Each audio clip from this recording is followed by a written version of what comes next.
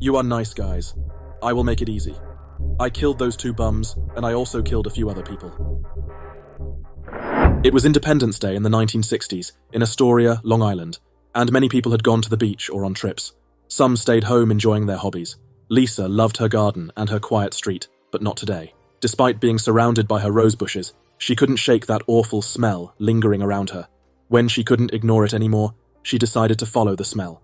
It led her to an open window in their neighbor's cottage, a tiny place where two elderly bachelors had peacefully lived since 1930. As she got closer, she started to notice an army of flies going in and out of the open window. Once she was close enough to take a look, she froze and ran to call the landlord, who owned both homes and lived nearby. She told him she saw 2 feet dangling from a bed and there was blood everywhere.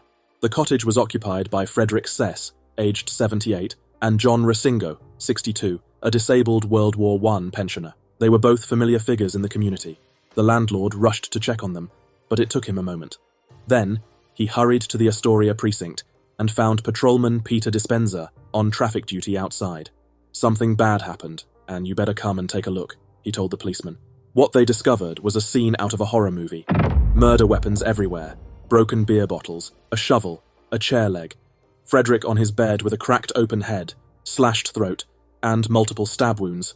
In the second room was John Rescingo in his underwear, his body wedged between the bed and the wall, suffering almost identical injuries.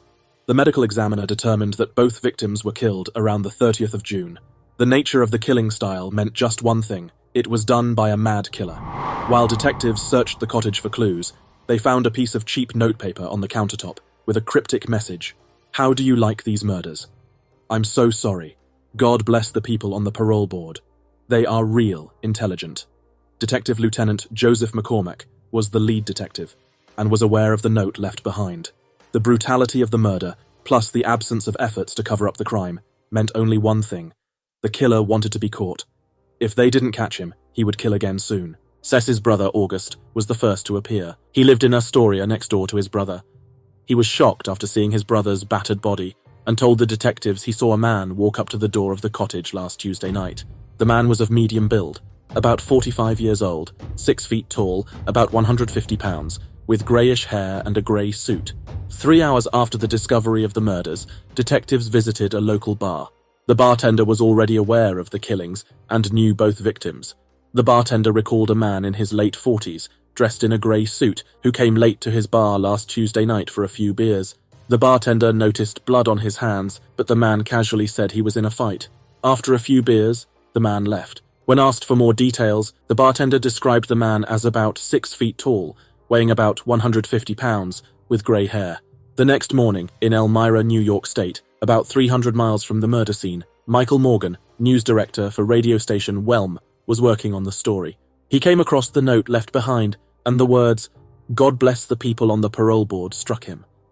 He recalled a recent disagreement between law enforcement officials in Elmira and the New York State Parole Board over the release of a convict who had served 17 years of a 20-year-to-life sentence for second-degree murder.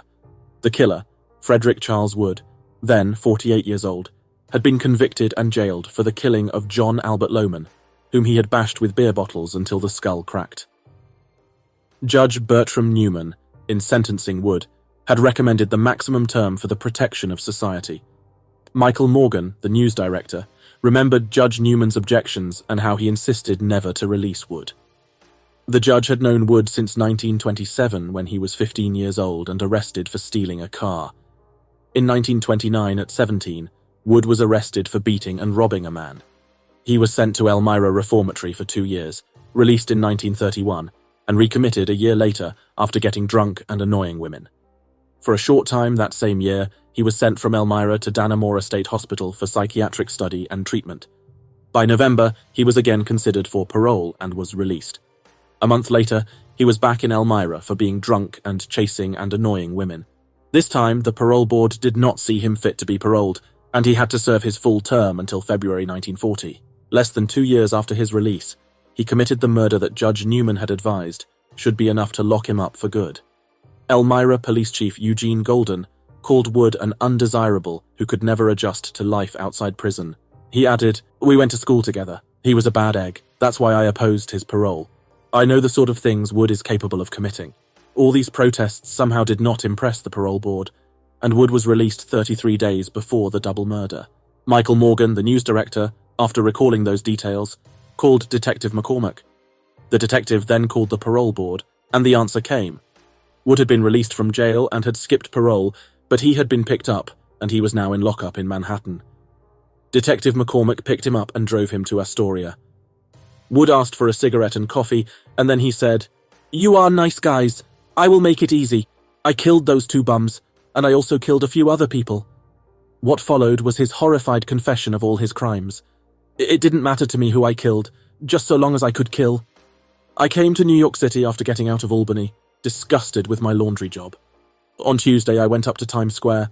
I was running low on money. While walking along Broadway, I met Rescingo. We got friendly and bought a bottle of wine. After a few drinks, we took the subway to Union Square, bought another bottle of wine, and then went by subway to Rescingo's home in Astoria. It was around dusk.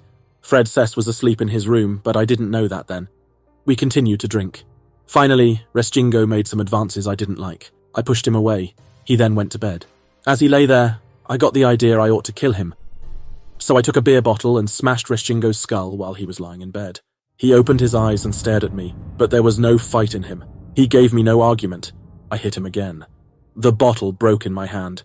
Then I hacked away with the broken glass at his jugular vein. I just hacked and hacked until I cut his neck and made sure he'd bleed to death.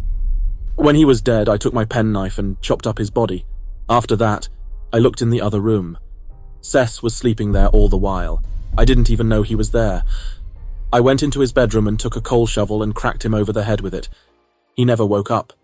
Then I smashed a beer bottle on his head. The bottle broke in my hand again. After that, I took a chair and whacked him over the head until I was sure he was dead. When Wood finished confessing to the Astoria crime, he insisted on telling how he killed Lohman, the murder for which he was jailed for 17 years. He said that he was drinking beer with Lohman when they got into an argument.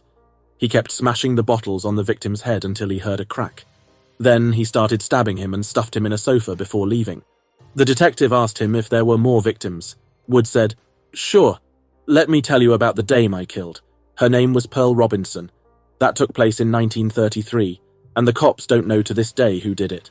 Wood was talking about a murder in Southport, a suburb of Elmira, which occurred on July 5th, 1933. Mrs. Robinson's body was found in a bush in her backyard.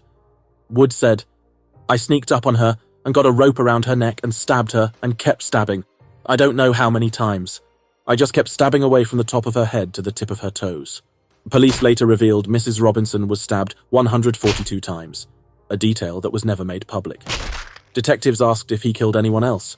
Wood said, "Yes, in 1926 I was 14, I killed my girlfriend, Shirley Longo, at a party in Hornell, New York.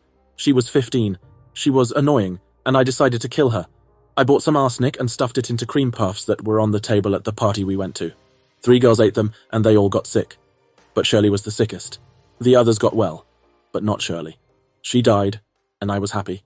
In early September 1961, having been declared sane by psychiatrists, Wood went to trial. Before the case went to the jury, Wood said, "I want to ride the lightning." He pleaded to be electrocuted, rather than be confined to prison or a mental hospital. On March 21st, 1963, Frederick was about to become the 613th person to be executed in Sing Sing Correctional Facility on the shores of the Hudson River.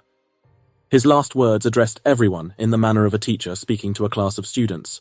He said, "Gents, this is an educational project. You are about to witness the damaging effect electricity has on wood. Enjoy yourselves."